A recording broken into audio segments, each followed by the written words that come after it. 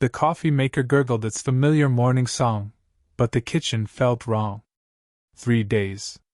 Margaret had been gone for 3 days without a word, without a text, without even the courtesy of a lie.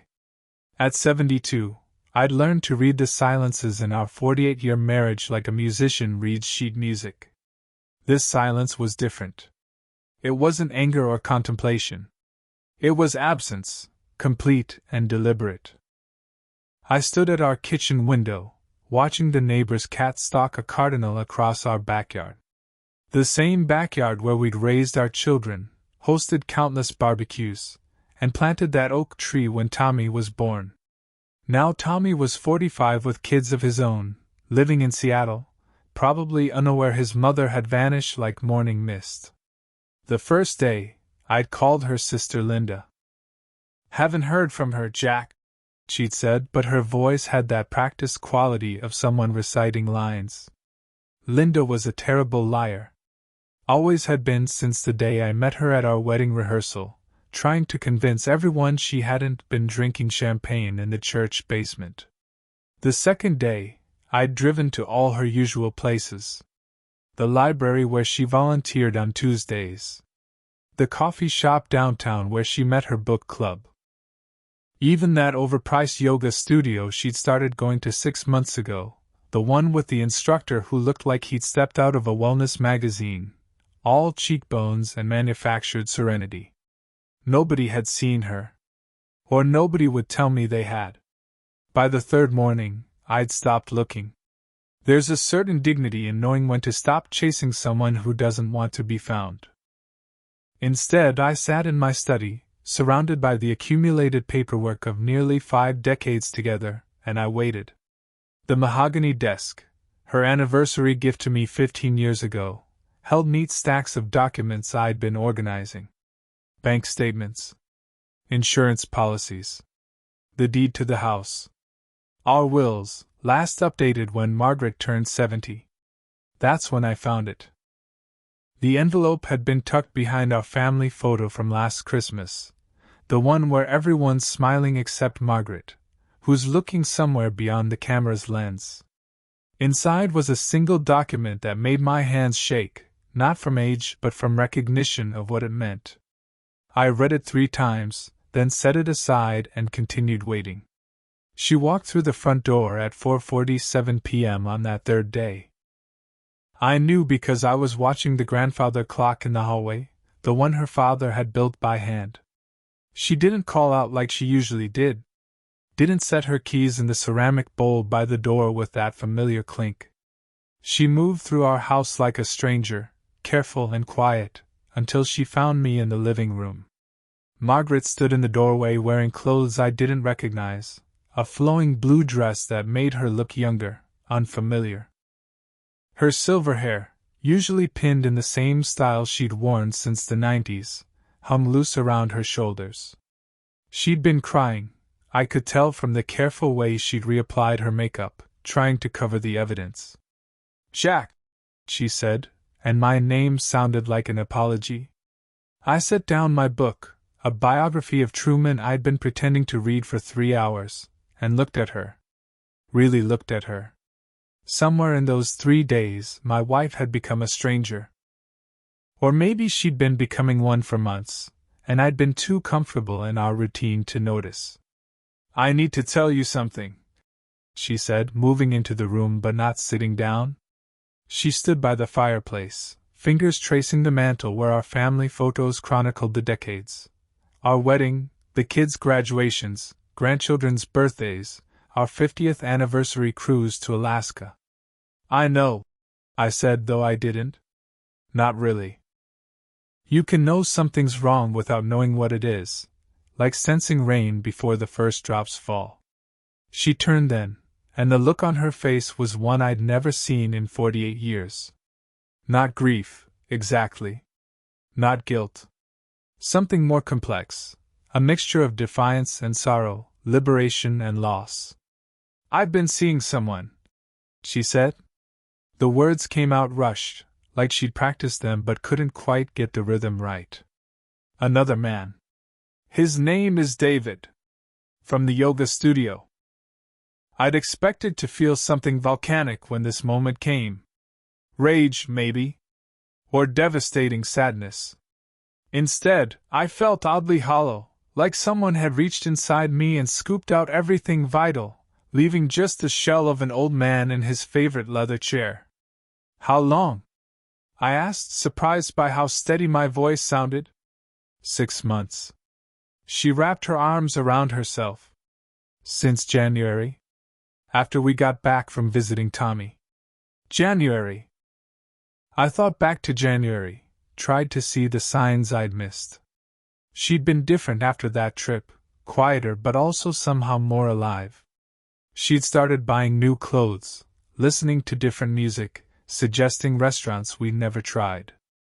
I'd thought it was just her processing retirement, finding new interests. I'd even been proud of her for it. Do you love him? The question escaped before I could stop it. She was quiet for a long moment, looking at the photo from our wedding day. We'd been so young, so certain that love was enough to carry us through anything. I don't know, she finally said. I think I love the way he makes me feel. Like I'm not invisible. Like I'm not just somebody's mother or grandmother or wife. Like I'm still Margaret. You were always Margaret to me, I said, but even as the words left my mouth, I wondered if they were true. When had I last really seen her as Margaret, and not just as my wife, as comfortable and unremarkable as the furniture we'd chosen together 30 years ago? She moved to the window, looking out at the street where we'd watched our children learn to ride bicycles, where we'd waved goodbye as they left for college, where we'd stood together after her mother's funeral, not speaking because words felt inadequate. I'm not asking for forgiveness, she said. I know what I've done is unforgivable. But I needed to feel alive again, Jack. Can you understand that? I could, actually. That was the terrible irony of it. At 72, I understood the weight of accumulated years, the way life could slowly transform from an adventure into a routine, from a choice into an obligation. I understood the desire to feel vital again, to matter in a way that had nothing to do with shared history or familial duty. Where were you? I asked. These 3 days? At a hotel downtown. Thinking. David wanted me to come stay with him, but I couldn't. I needed to be alone to figure out what I wanted. And what do you want? She turned from the window, and for a moment I saw the 24-year-old girl I'd married, uncertain but brave, standing at another crossroads. I don't know, she admitted. I thought I wanted to leave, to start over. David has this condo overlooking the river. He travels, teaches yoga retreats in Costa Rica and Bali. He wants me to come with him. Can you imagine? Me in Bali? I could, actually. I could see her there, walking along a beach, free from the weight of our shared life. The image should have hurt, but instead, it just made me tired. But then I drove by our house yesterday, she continued, and I saw you through the window, reading in your chair, and I realized that leaving you would be like cutting off my own arm. You're part of me, Jack. After all these years, I don't know where I end and you begin. But you want to, I said. It wasn't a question. She nodded, tears finally spilling over. I'm 70 years old, and I don't know who I am anymore. I look in the mirror and see this old woman, and I don't recognize her. But when I'm with David, I feel like maybe there's still time to find out. I stood up then, my knees protesting after sitting too long. I walked to my study, Margaret following uncertainly behind. From the mahogany desk, I picked up the envelope I'd found earlier, the one that had been hidden behind our family photo. Before you make any decisions, I said, turning to face her, there's something you should see. I handed her the envelope without a word. Her hands trembled as she took it, recognizing the law firm's logo in the corner, Henderson, Martinez and Associates. The same firm that had handled her parents' estate 20 years ago. What is this? she asked, though something in her expression suggested she already knew. Open it. She pulled out the document, her eyes scanning the legal language. I watched her face change as she read, confusion giving way to shock, then to something else, fear, maybe, or recognition of a truth she'd been running from. How long have you known? She whispered. About David? 3 days. About this? I tapped the paper. 2 months. The document was a medical report, forwarded by our lawyer after a routine update to our estate planning. Early-stage Alzheimer's. The diagnosis was mine, confirmed after months of tests I'd hidden behind golf games and hardware store visits.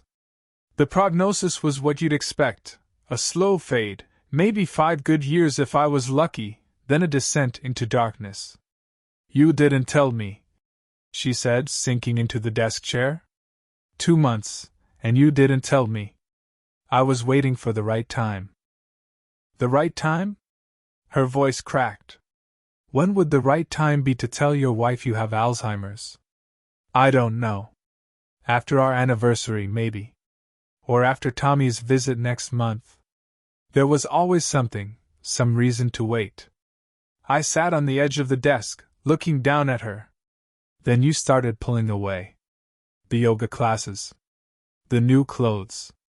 The nights you came home late without explanation. I thought maybe you sensed something was wrong with me. Maybe you were preparing yourself for what was coming. Jack. She reached for my hand, but I pulled back. Let me finish. When you disappeared 3 days ago, I thought you'd found out somehow. That you were running from it, from having to watch me deteriorate. I couldn't blame you for that. Who wants to spend their remaining years as a caretaker to someone who won't even remember their name? Margaret stood up, pacing the small study like a caged animal. This is why you've been so distant lately. I thought you were having an affair. The laugh that escaped me was bitter. An affair? At my age, with my brain slowly eating itself? No, Margaret. I was having tests. MRIs. Cognitive assessments. Dr. Patel has become very familiar with my inability to remember words I've known for 60 years. That's why you couldn't find your keys last month. And the time you got lost coming back from the grocery store. The grocery store is 3 miles away. I've driven there 1,000 times. I rubbed my face, feeling every one of my 72 years. But that day, nothing looked familiar. I sat in a parking lot for an hour, trying to remember our address. She was crying now, not the careful tears from earlier but deep, wrenching sobs. I'm a monster. While you were facing this alone, I was. You were living. I interrupted. You were choosing life. I can't fault you for that. How can you be so calm about this? About everything? I moved to the window, looking out at the same view she'd been studying minutes ago. Because I've had 2 months to think about it. 2 months to be angry, to be terrified, to bargain with a God I'm not sure I believe in anymore. And I realized something. We're both dying, Margaret. My timeline is just a little more defined than yours. Don't say that. It's true, though. David makes you feel alive because he doesn't know about your hip replacement surgery, or your mother's death, or the miscarriage we never talk about. He doesn't see you as the accumulation of all those experiences. He sees you as you are now, present tense, without the weight of history. And you understand that? She sounded incredulous. I understand wanting to be more than your diagnosis, more than your age, more than the sum of your obligations. I turned to face her. Which is why I need to tell you something else. She looked up at me, mascara streaking down her cheeks, looking more vulnerable than I'd seen her in years. I've been seeing someone too. Not romantically, I added quickly, seeing her expression. A therapist. Dr. Sarah Chin. Twice a week for the past month. She specializes in patients with degenerative neurological conditions. What does she say? That I have choices to make. About how I want to spend whatever time I have left with my faculties intact. About what I want to say, what I want to do, who I want to be in the time remaining. Margaret moved closer, not touching but near enough that I could smell her perfume. Not the one I'd bought her for Christmas, something new, probably something David had chosen. And what do you want, Jack? I pulled out another document from the desk drawer, this one in my own handwriting, pages of legal pad covered in my increasingly shaky script. I've been making lists, I said, handing them to her. Things I want to do while I still can. Places I want to see. People I want to thank or apologize to. Books I want to read while I can still understand them. She read through them, her expression shifting with each item. You want to go skydiving? Why not? What's the worst that could happen? I forget to pull the cord. The joke fell flat, but I continued. I want to feel that rush, that absolute presence in the moment. No past, no future, just the now of falling through space. And this one, tell Margaret the truth about Chicago. I stiffened. Chicago was from 30 years ago, a business trip that had become something more. Nothing had happened, not really, but there had been a woman, a connection, a moment when I'd stood at the edge of a different life and chosen to step back. There was someone, I said simply. Her name was Elena. We met at a conference. Spent 3 days talking about everything and nothing. She asked me to stay, to not get on the plane home. I almost did. Margaret set down the papers, her hands steady now. But you came home. I came home. Just like you came home today. It's not the same. I know what you actually did. And I'm telling you that 30 years ago, if Elena had lived in the same city, if the opportunity had presented itself again and again, I don't know what I would have done. The only difference between us is geography and opportunity. She sat back down, looking older suddenly, the weight of revelations aging her before my eyes. So where does this leave us? You're sick, I'm an adulteress, and we're both strangers who've been play-acting at marriage. No, I said firmly. We're two people who've loved each other for almost 50 years. We've raised children, buried parents, built a life. That's not play-acting. That's real. It's just not the only real thing. Margaret picked up the list again, studying it like it held the answer to a question she hadn't asked yet. Paris is on here. We always said we'd go back to Paris for our 25th anniversary. But Tommy had that baseball tournament, and we never rescheduled. And now you want to go? While I can still remember it. While I can still make new memories, even if they won't last. I took the list from her hands. But here's the thing, Margaret. I don't want to go to Paris with my caretaker. I don't want to go with someone who's there out of obligation or guilt. She flinched. What are you saying? I'm saying I want you to choose. Not between David and me, that's too simple. I want you to choose between the life you think you should live and the life you want to live. If that life includes David, includes Bali and yoga retreats and feeling 25 again, then go. I'll give you a divorce. No contest. You can have half of everything, though I suspect you'll need to sell the house. And if I stay? Then we rewrite the rules. No more automatic pilot. No more going through the motions. We live deliberately, consciously, for whatever time I have left. And when I'm gone, when I've forgotten your name and our children's faces and everything we've built together, you're free. No guilt, no looking back. You take whatever years you have left, and you live them however you want. Margaret stood up, walked to the door, then turned back. You're asking me to watch you disappear. I'm asking you to help me live before I do. There's a difference. I need time to think. Take all the time you need. I'll be here. For now, anyway. She left the study, and I heard her footsteps on the stairs, the familiar creak of the third step from the top. I sat back down at my desk, looking at the photos, the documents, the accumulated evidence of a life lived together. Outside, the sun was setting, painting the sky in shades of pink and gold that I tried to memorize, knowing that someday I wouldn't remember the difference between sunset and sunrise. That night, Margaret didn't come to bed. I could hear her moving around downstairs, the occasional clink of glass, the murmur of television voices. At 2 a.m., the phone rang. I answered it before Margaret could pick up the downstairs extension. Mr. Turner? The voice was young, male, uncertain. Yes? This is David Chen. I need to speak with Margaret. David Chen. So the yoga instructor had a last name, a voice, a nervous quality that made him sound younger than I'd imagined.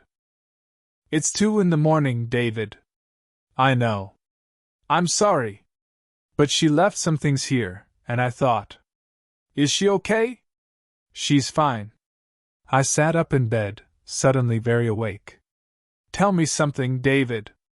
Do you love her? There was a long pause. I don't know you well enough to answer that. Fair enough. Let me ask you something else then. Do you know she has 2 children? 3 grandchildren? That she's allergic to shellfish and afraid of flying? That she cries at the end of Casablanca every single time? She told me about her family. Look, Mr. Turner, I know this is complicated. Complicated. I laughed, but there was no humor in it. Son, complicated doesn't begin to cover it. Did she tell you I'm dying? What? Not immediately. I've got time. But my brain is slowly betraying me, and eventually, I won't remember her or you or this conversation. So here's my question, David. When she's 75, 78, 80, when the yoga retreats are just memories and the excitement has faded into routine, will you still be there? When she needs help getting out of bed, when she repeats the same stories, when she's no longer the escape from reality but the reality itself, will you stay? I don't know. At least you're honest. Let me tell you something about Margaret. She's the strongest person I know. She held my hand through my mother's dementia, never complaining, never wavering. She's loyal to a fault. If she chooses you, really chooses you, she'll stay until the end. The question is whether you're worth that loyalty. You're trying to scare me off. No, I'm trying to understand what she sees in you. What you offer that I can't anymore. I don't think that's a conversation we should have. You're probably right. But David? If she chooses you, you better be damn sure you're ready for all of her, not just the parts that make you feel young and virile. Because if you hurt her, if you wake up one day and decide this was all a midlife crisis, I may not remember my own name, but I'll remember yours. I hung up and went downstairs. Margaret was in the kitchen, sitting at the table with a cup of tea that had long gone cold. She looked up when I entered. Was that the phone? Wrong number. I lied, then reconsidered. No, it was David. Her face flushed. What did you want? To know if you were okay. You left some things at his place. She wrapped her hands around the cold mug. What did you tell him? The truth. That you're married to a dying man who loves you enough to let you go if that's what you want. Stop saying you're dying. The doctor said you could have years. Years of decline. Years of confusion. Years of becoming less and less myself until there's nothing left but a body that looks like me. I poured myself a glass of water, noticed my hand shaking slightly. Do you know what I'm most afraid of? What? Not the forgetting. That seems almost merciful in a way. It's the in-between time that terrifies me. When I know something's wrong but can't quite grasp what. When I look at you and know you're important but can't remember why. When I'm aware enough to know I'm losing myself but powerless to stop it. Margaret stood up, moved to the window. Dawn was breaking, painting the sky in pale purples and grays. My mother went through the same thing. I know. I remember how it broke your heart, watching her fade away. She had a moment of clarity near the end. Just a few minutes where she was completely herself again. She looked at me and said, "I know I've been gone, but you were always here. Thank you for waiting for me to come back, even if it's just to say goodbye. And you're wondering if you can do that again. For me." She nodded, tears streaming down her face. "I'm not that strong, Jack. I'm not that good.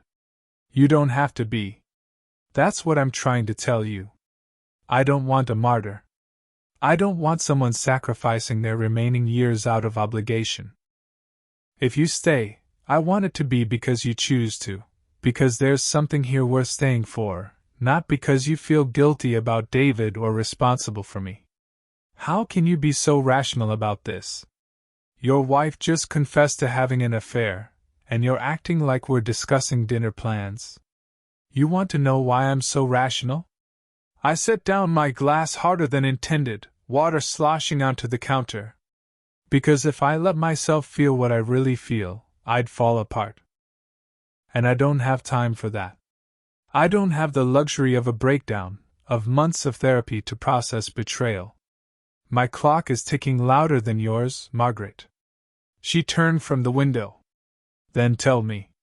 What do you really feel? Rage, I said simply.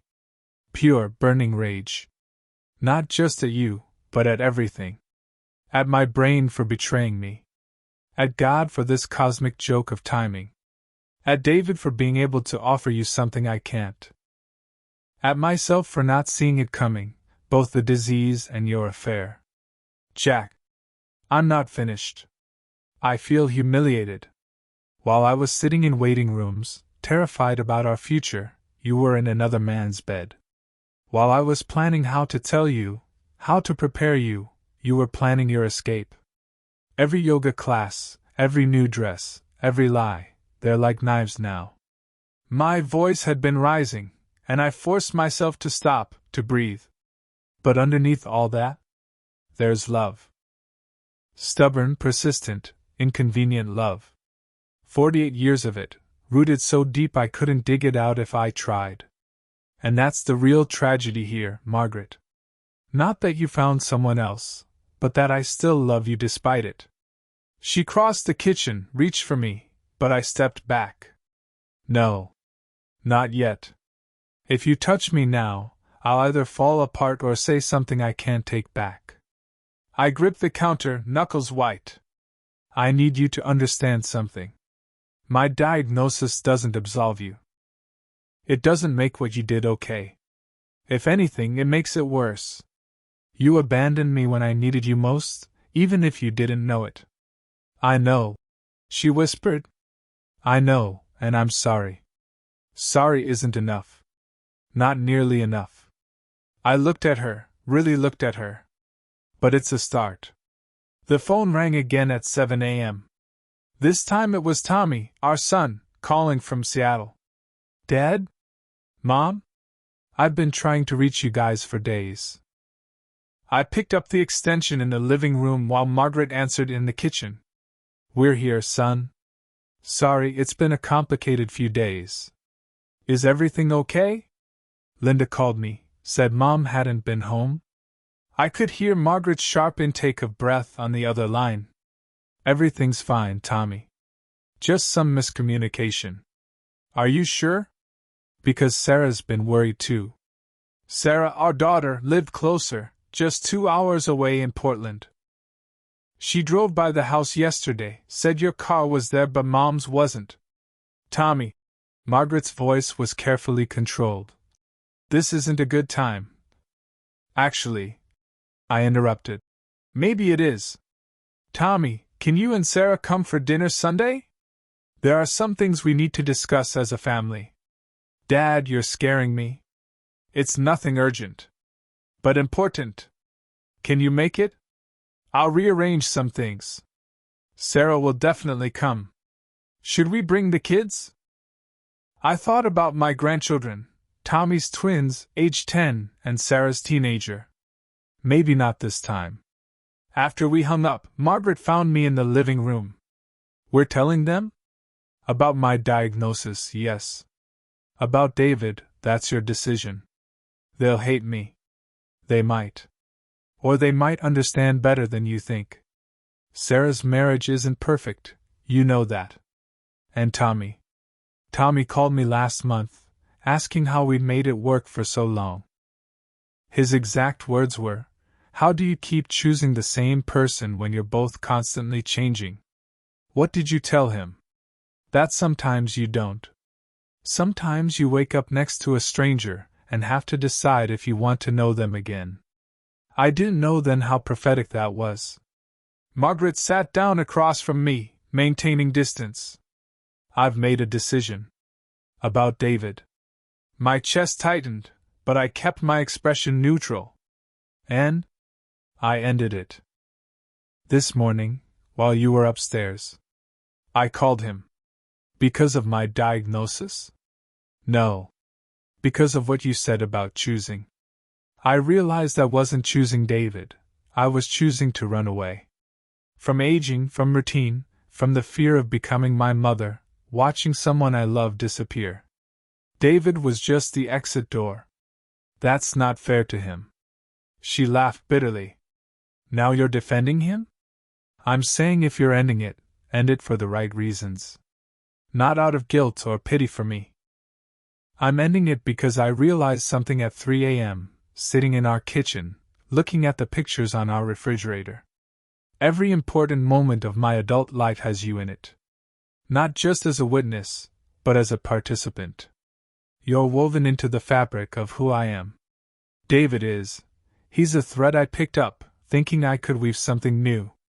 But it's just a thread, not a tapestry. So you're staying? I asked. If you'll have me. That's not how this works. You don't get to have an affair and then put the decision on me. You're staying or you're not. If you stay, we work through this. If you go, we separate cleanly. But you have to choose, not wait for me to choose for you. She was quiet for a long moment. I'm staying. But Jack, I need something from you too. What? I need you to fight. Not just accept this diagnosis, but fight it. Medication, trials, whatever it takes. I need to know you're not just giving up, that you're not using this as an excuse to let go. I'm already on medication. Aricept and Namenda. Dr. Patel wants me to consider a clinical trial at OHSU. Then do it. It might not work. It probably won't work. But it might buy us time. Real time, not just marking days. She leaned forward. You made a list of things you want to do. I want to make one too. Things we do together. Not as patient and caretaker, but as Jack and Margaret. Whatever we are now, whatever we become. And David? David was a symptom, not the disease. The disease was thinking life was over, that all the adventures were behind us, that we were just waiting to die. Your diagnosis, horrible as it is, it's also a wake-up call. We don't have time to sleepwalk anymore. I stood up, paced to the fireplace. I can't just forgive and forget. Literally, in my case, I might forget, but right now, I can't forgive. I'm not asking you to. I'm asking you to try. To let me try. To see if what's left is worth saving. What's left? I repeated. You make it sound like we're salvaging scraps. Aren't we? You're losing your mind, I've broken our vows, and we're both racing against different clocks. We're not the people who got married 48 years ago. We're not even the people we were last year. No, I agreed. We're not. The question is whether the people we are now can build something new. Not rebuild what was, that's gone. But build something different, maybe even something better. Better? How could it possibly be better? Because it would be chosen. Deliberately, consciously chosen. Not held together by habit or inertia or social expectation, but by daily decision. Every morning, choosing each other despite everything. Because of everything. Sarah arrived first, as always, 15 minutes early with a bottle of wine and worried eyes. She hugged us both, but I felt her studying us, looking for clues to whatever crisis had prompted this gathering. "You look tired, Mom," she said, and Margaret touched her face self-consciously. "It's been a long week." Tommy arrived exactly on time, still in his work clothes. He'd driven straight from the airport. He looked between us with the same analytical expression he'd had since childhood, the one that meant he was solving a puzzle. We sat around the dining room table, the same one where we'd shared thousands of meals, helped with homework, celebrated birthdays. The pot roast Margaret had made, my favorite, sat largely untouched as our children waited. "I have Alzheimer's," I said, deciding directness was kindest. "Early stage. Diagnosed 2 months ago."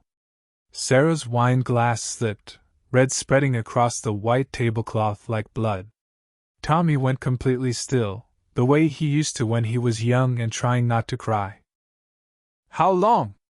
Tommy asked, his voice professional, detached, his defense mechanism. 5 years, maybe 7 if I'm lucky. Maybe less. It's impossible to say exactly. Treatment options? This from Sarah, already pulling out her phone, probably Googling specialists. "I'm on medication. There's a trial at OHSU I'm considering." "Considering?" Sarah's voice sharpened. "Dad, you have to." "I don't have to do anything," I said gently. "That's one thing this diagnosis has taught me.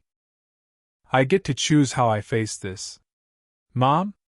Tommy turned to Margaret. "You've known for 3 days," Margaret said quietly. "Your father kept it from me." "Why?" Sarah demanded, looking at me with hurt eyes. "Because I needed time to process it myself.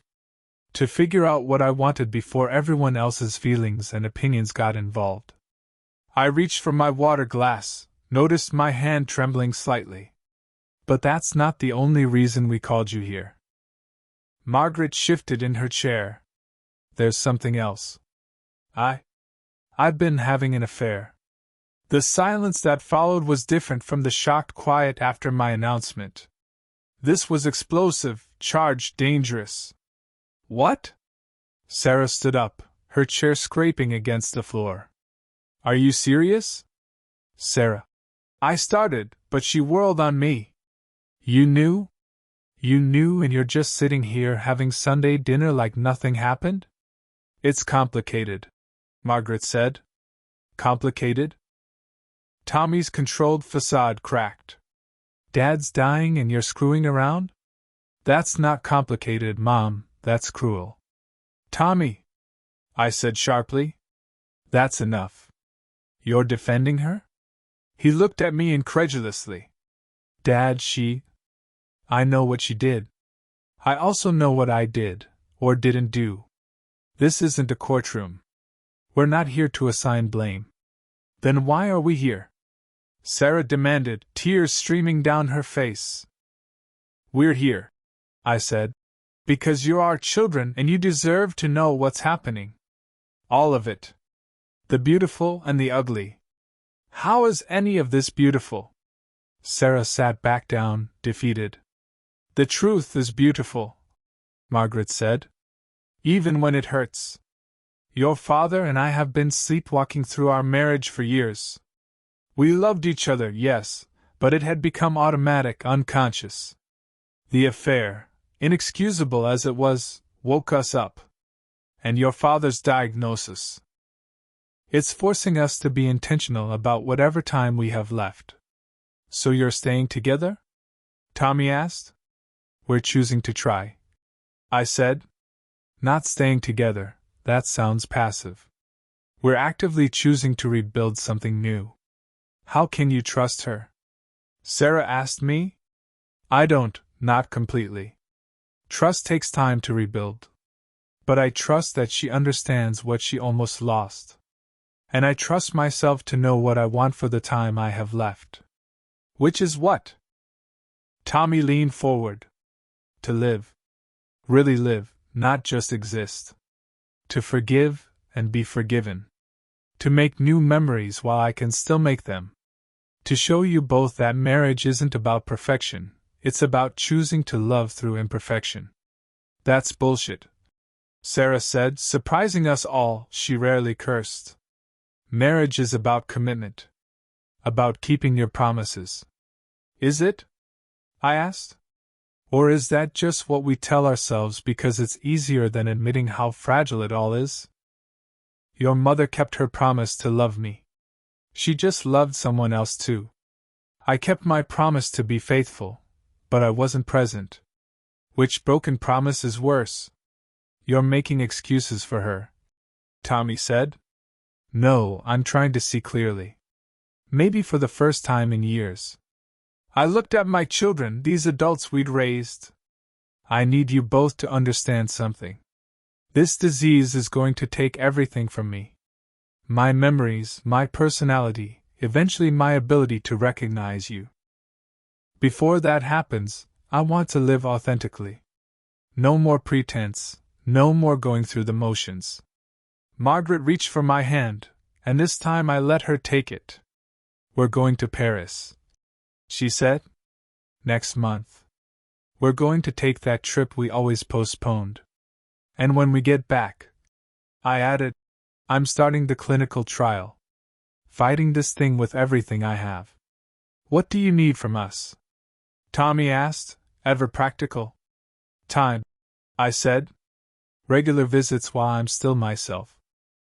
Help with legal matters, updating wills, medical directives. And eventually. I trailed off. Eventually, we'll need you to remember for us. Margaret finished. To be the keepers of our stories when we can't hold them anymore.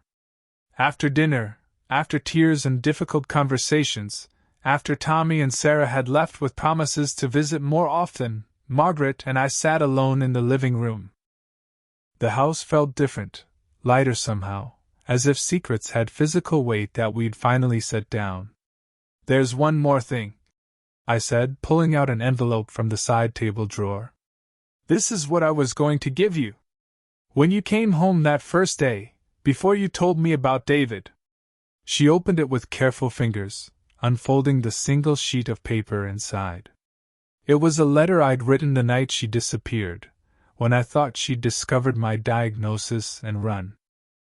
My dearest Margaret. Asterisk, if you're reading this, you've come home, and for that I'm grateful. I don't blame you for leaving.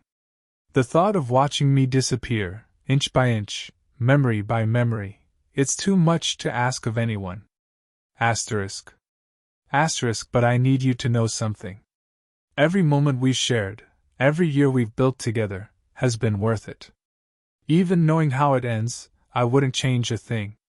You've been my anchor, my compass, my true north for 48 years. Asterisk. Asterisk, the disease may take my memories, but it can't take what we've been to each other. That lives on in our children, in the garden we planted, in the thousands of small kindnesses we've shared. Love isn't just a feeling or a memory, it's an accumulation of choices, and I've chosen you every day for nearly 5 decades. Asterisk. Asterisk, if you stay, I promise to keep choosing you for as long as I have the capacity to choose. If you go, I understand, and I free you from any guilt. You've given me a lifetime of love. I can't ask for more than that. Asterisk. Asterisk, whatever you decide, know that you have been, and will always be, the best part of my story. Asterisk. All my love. Jack. Margaret was sobbing by the time she finished reading. You thought I left because of your diagnosis? What else was I to think? The timing seemed too coincidental. Oh, Jack. She folded the letter carefully, pressing it to her chest. I'm so sorry. For all of it. For David, for not seeing you were struggling, for being so lost in my own fears that I couldn't see yours. We've both been lost, I said. Maybe that's what long-time marriage really is. two people lost together, occasionally finding their way back to each other. She moved closer on the couch, and I put my arm around her, feeling the familiar weight of her against my side. What if we can't find our way back this time? What if the damage is too deep? Then we'll be lost together. There are worse fates. Outside, the sun was setting again, another day ending, bringing me one day closer to the darkness ahead. But for now, in this moment, with Margaret beside me and the truth finally spoken, I felt more present than I had in years. "Read me the letter again," Margaret said. "I want to memorize it." "Why?" "So that when you can't remember writing it, I can tell you what you said. I'll be your memory when yours fails." I picked up the letter, my own handwriting already looking slightly foreign to me, and began to read. Margaret closed her eyes, listening, and I saw her lips moving slightly, committing each word to the memory I would lose. This was marriage, I realized. Not the young passion we'd started with or the comfortable routine we'd fallen into, but this, choosing to face the darkness together, to be each other's memory, each other's witness, each other's imperfect, stubborn love. The paper in my hands trembled slightly. From emotion or the disease, I couldn't tell. It didn't matter. Margaret steadied my hands with hers, and together we held the letter, the words, the promise of whatever came next. In the end, it wasn't the paper that changed everything. It was what we chose to do after reading it. I'm writing this on a good day. They're rarer now, these moments of clarity, but when they come, I tried to capture something true. Margaret is in the garden. I can see her from the window, planting something, flowers, maybe, or vegetables. I can't remember the difference anymore, but I know she's beautiful. I know she's mine, even when I can't remember her name. We went to Paris. I remember that, or maybe I remember the photos. She tells me we danced by the Seine, that I cried at the Eiffel Tower, that we were young again for a week. I believe her. I believe everything she tells me because her voice is home. David, I remember that name some days. He sends Christmas cards. Margaret shows them to me, and I'm supposed to feel something, but I don't.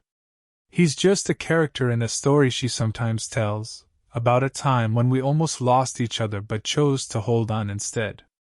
The children come often. The tall man who looks like me, the woman with my eyes. They bring smaller humans who call me something that sounds important. They're patient when I don't recognize them, and sometimes, for a moment, I do, and everyone cries. The clinical trial didn't work. Or maybe it did, and this would have been worse without it.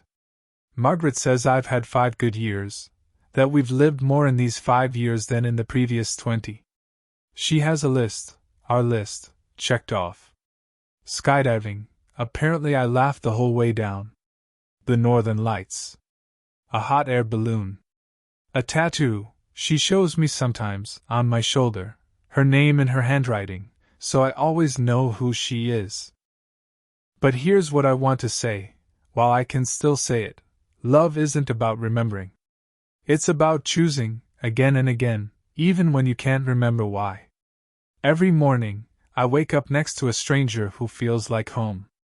Every morning, she chooses to love someone who's disappearing. That's the miracle, not that love survives memory, but that it transcends it. The paper I gave her that day, she reads it to me sometimes. I don't remember writing it, but I recognize the truth in it.